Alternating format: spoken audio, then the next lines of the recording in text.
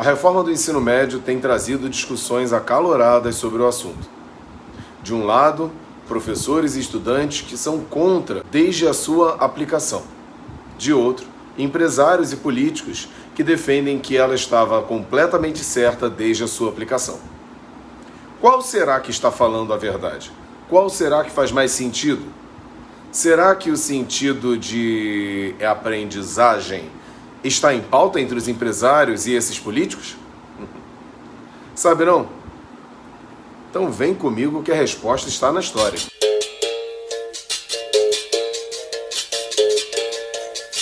A primeira reforma escolar que podemos entender no Brasil surge com Getúlio Vargas.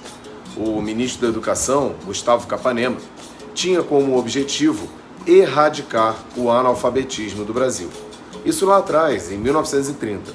Dessa forma, ele foi o primeiro a unificar a educação de norte a sul no Brasil. Além de uma regra básica para todas as escolas ensinarem, você ainda tinha a necessidade de todas as escolas ensinarem português. Sim, se você nunca se perguntou, ou se você já se perguntou o porquê que um país do tamanho do Brasil fala português de ponta a ponta, bom, isso é culpa do Gustavo Capanema e o ideal do Getúlio Vargas de erradicar o analfabetismo e trazer a identidade nacional baseada no português. Avançando no tempo, todos os presidentes que chegaram no governo mexeram na educação de uma forma ou de outra.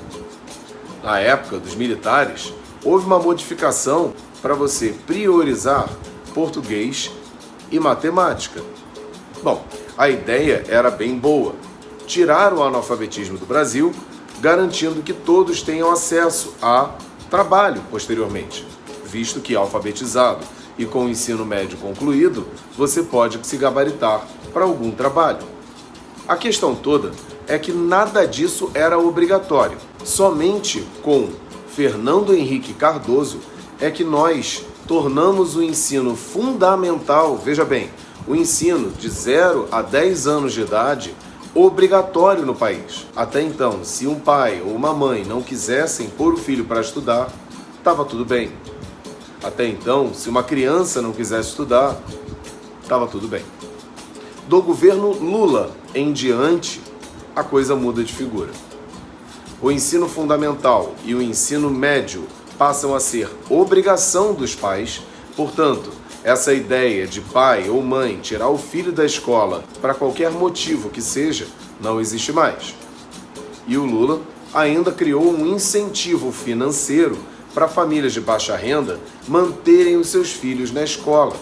O intuito disso era garantir que a criança não saísse, ou seja, não evadisse da escola por uma necessidade de ajudar os pais em casa, o que era muito comum no Brasil e, infelizmente, voltou a ser nos últimos anos. Bom, beleza, mas e o novo ensino médio?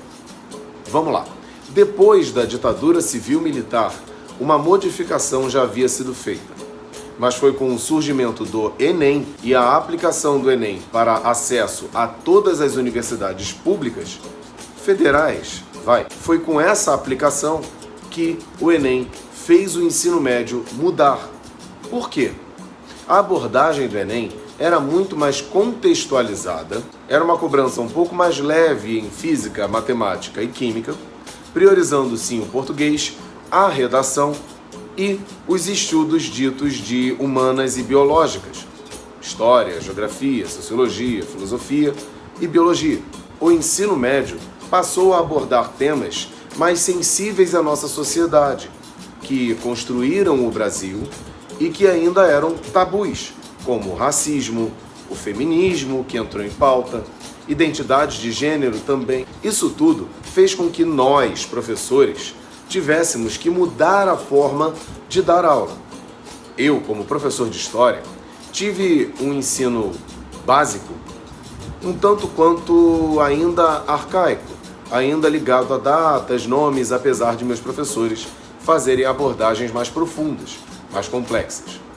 Mas quando eu fui para o pré-vestibular, que era uma preparação direta para o Enem, eu tive um contexto muito mais profundo sobre a história, por exemplo. Hoje, eu dou aula para os meus alunos contextualizando muito mais e trazendo temas para os alunos refletirem. O intuito do Enem era formar o senso crítico do aluno. Bom, então parece que o ensino médio estava maravilhoso, né? Não, não é assim.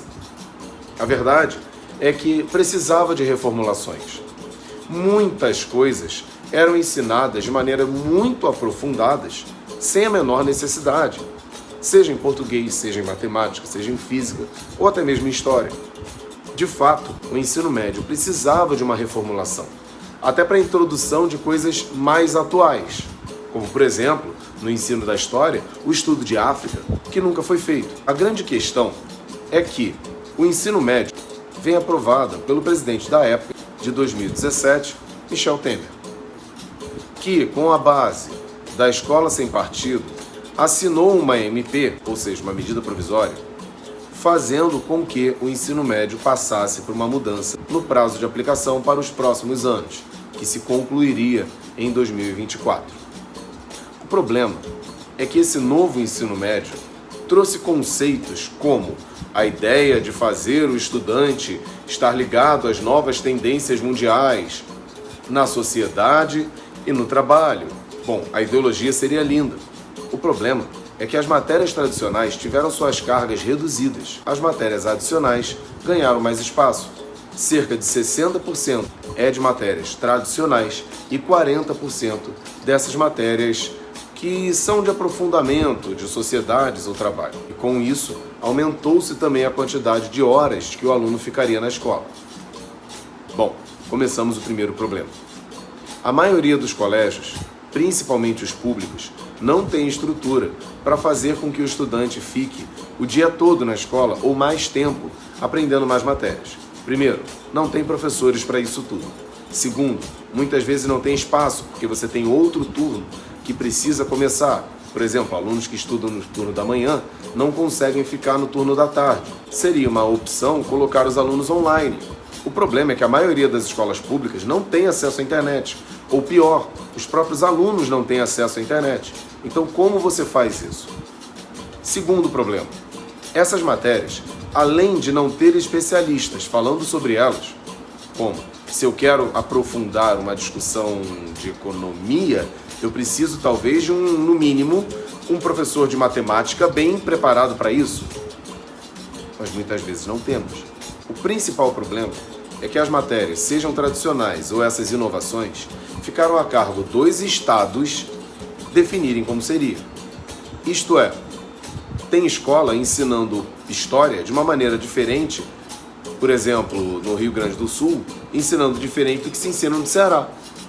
Então, se o estudante precisar mudar de estado, como é que ele vai acompanhar a matéria? E outra coisa, a aplicação ficou muito superficial. Por exemplo, a história agora aborda os temas de maneira mais superficial possível. Ditadura militar, Segunda Guerra Mundial, nada disso se discute mais, pelo menos não da maneira que era. Se discute de maneira superficial. Pensando na ideia da escola sem partido, que o Michel Temer e o ex-presidente Bolsonaro defendiam, isso remete a um pensamento que as escolas militares ainda falam de Revolução de 64 e de regime democrático militar, e ainda não falam sobre torturas e os problemas econômicos gerados pelas políticas militares. Será que isso aí não tem uma ideia de alienar? Bom, tem coisas mais profundas. 60% para matérias tradicionais, 40% para essas que seriam de aprofundamento. Sem professores preparados e com escolas precisando inventar coisa para poder tapar o espaço do aluno, com professores que não têm preparação, tem escola ensinando a jogar jogos de tabuleiro, tem escola ensinando ao aluno a ser youtuber e tiktoker. E não é uma exceção. Mais de 100 escolas em São Paulo estão fazendo isso, e no Rio também. Como você quer preparar um cidadão para o futuro ensinando ele a ser tiktoker? Isso ele aprende com vídeo do YouTube. Ele não precisa ir para a escola para aprender. O nome disso, gente, é alienação. A população alienada fica mais fácil de ser controlada. E isso é histórico no Brasil. Esse novo ensino médio não tem nada de inovador. Tem de retrógrado, tem de controlador. Recentemente, o presidente Lula revogou o ensino médio, temporariamente. Cabe a nós uma pressão para que esse ensino médio ou seja revogado de vez, ou ele passe por uma reformulação que atenda às necessidades dos alunos e entenda, não adianta tentar reinventar a roda. Adianta sim investir em educação, dar espaço para os alunos, dar acesso à internet para os alunos dentro das escolas e, devido aos últimos dias, estrutura para os alunos saberem enfrentar um momento de crise como estamos passando e não criarmos assassinos dentro das escolas. E muito menos aceitar pessoas controlando a nossa população. Eu também estou na luta pela revogação do novo ensino médio.